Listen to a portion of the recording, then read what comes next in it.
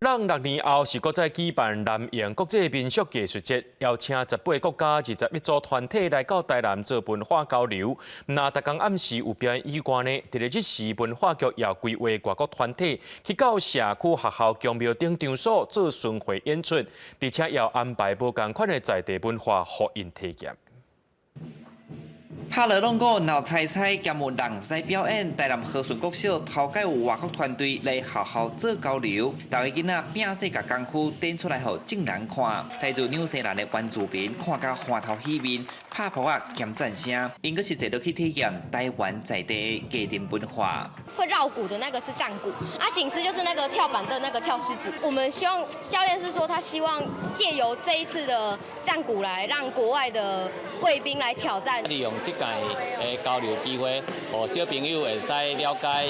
就是咱讲的国际理解交多元文化，这是一届最好搁最成功的交流活动。纽西兰新人舞团这回来校园参观，因嘛演出当地传统的舞蹈甲歌曲，通互囡仔看到因伫战争是安怎去戏行敌人。这届来台南主要因为南面国际民俗艺术节10月初5起过，拢总18个21组团体来参与，文化局嘛安排因到各地头行搭，兼做巡回演出，要互大家更加深入来认捌无同国家的文化。 And we love watching your culture that's been given to you by your ancestors.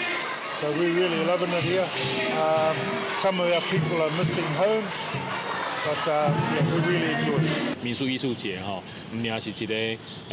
个国外的团队带来这个精彩的表演之外，嘛希望讲这个文化交流会当透过这个参访啦等等的方式来达到安尼的目的。因为疫情影响，地书艺术节让6天才去举办，活动为期9天，乡亲唔免出国，得当欣赏各国无同的民俗艺术。文化局嘛期待未来会当参与甲侪国家合作，斗阵推广地方文化。记者李成台南采访报道。